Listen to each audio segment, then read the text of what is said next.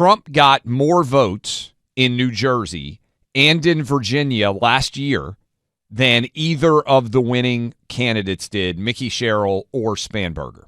We've got a communist mayor of New York City inbound. Clay, I am wearing Soviet Union red today in solidarity with Comrade Zohran. But the political consensus, the wisdom of the chattering class, whatever you want to call it, was locked in, correct. And everything that we told you, to be fair, was also correct. None of this. I was hopeful that maybe we would steal something from New Jersey, but we didn't. So it was not a strong night. Look, these are very tough races in very tough spaces for not just a Republican, but for sanity.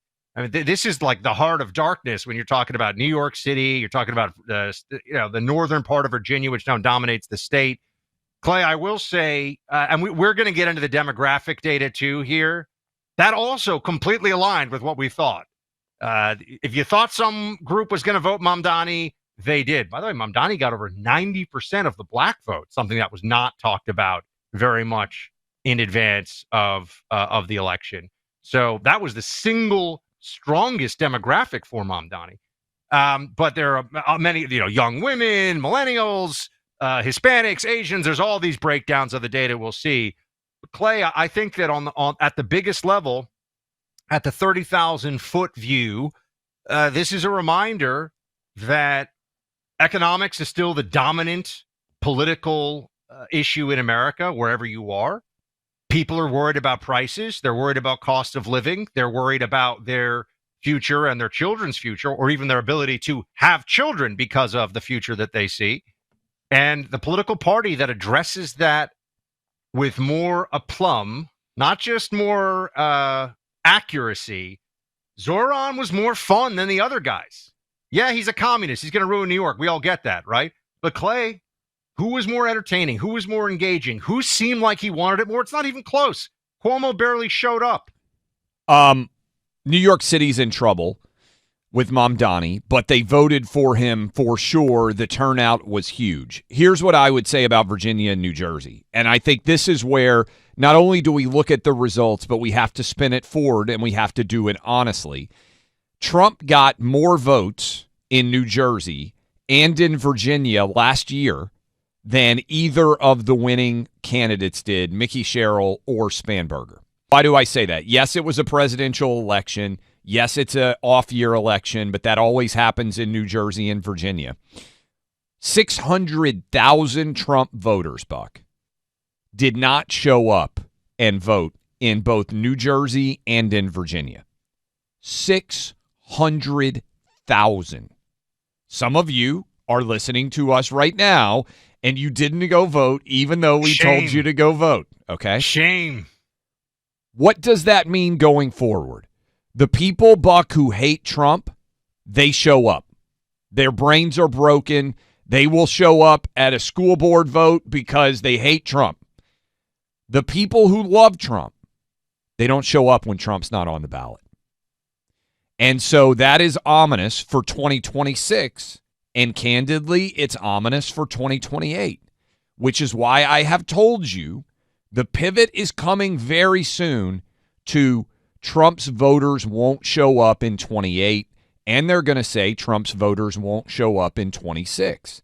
And that is, to me, the biggest, most impactful thing about what happened last night.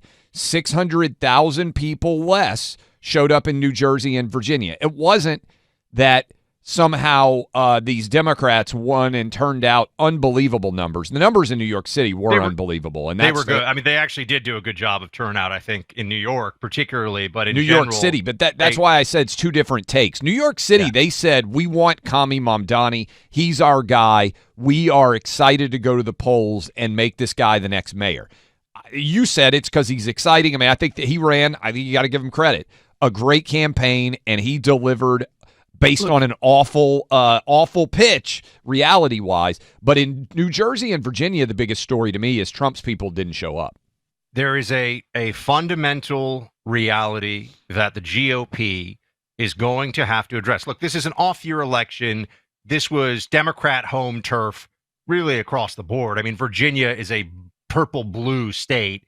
I know we had that nice off year win before with Youngkin. Winsome Sears seems like a wonderful lady and just a very good person. A completely unmemorable campaign. Not to be mean, I think she's very impressive, and I obviously would have voted for her if I lived in Virginia, but just not a campaigner. You can be a good leader, you can be a good decider, but not really a campaigner. Zohran is kind of funny, Clay. He's the opposite. Zohran created a show. Zohran remembered the lessons of Saul Alinsky. Go back and read Rules for Radicals, everybody. Alinsky, there is an evil brilliance to so much that is in that book. One of the things is make it fun. Yeah. Make it an activity. Make activism something people want to show up to because they'll feel cool and they'll laugh and they'll be with their friends. And Zohran managed to do that. Now, Trump has had that same effect on the right. Trump is both a political and a cultural phenomenon. People show up with their MAGA hats. People show up feeling like they are part of something. The big question for 28, more so even than 26, I think, Clay, is how does the MAGA movement coalesce around an heir apparent? How does Trump play into that? And this is going to be something we talk a lot about in the next year. But in the meantime, the economy, and that means healthcare, that means inflation, the cost of rent, the cost of groceries, the cost of everything. You got to have messaging on this, everyone, or else the commies will be in charge. Here is a funny tweet on this, because we are going to try to have some humor, because sometimes you get your ass kicked. Look, it's all going to be fine. You have to have a little bit of black sense of humor, right? A dark sense of humor. I told my parents, just make sure that go bags are by the front door. I'm here in Florida. If you got to flee, you know where to go. They're fine. Brad Chadlington, I don't know who he is, but I saw this and I thought it was so funny. The richest, whitest, most sheltered girl you know from the wealthiest suburb in the country is posting a picture of Zohran Mamdani on her story right now, captioned "Power to the People," from her Soho apartment that's paid for by her wealthy conservative father. Home burglaries and invasions are the last thing you want to contend with in your own home. It unfortunately happens more than you'd think, about every 30 seconds nationwide. And look, there are some places where we're seeing crime reductions, and that's great, and Trump has played a big role in that. But a lot of other places where burglaries are on the rise, and honestly, it can just happen, even in safe neighborhoods, safe areas. So are you prepared to protect your home and your family? Because you are the first and last line of defense for your own family. So I want you to check out the products at Sabre. SaberRadio.com is the website. The spelling's really important. SABRE. SaberRadio.com. Clay and I have a whole range of their products in our home. Their pepper projectile launchers, their pepper sprays, their pepper gels, their door alarms, their door bars. They have all kinds of stuff that'll just make you safer and more secure in your home and able to protect yourself and your family.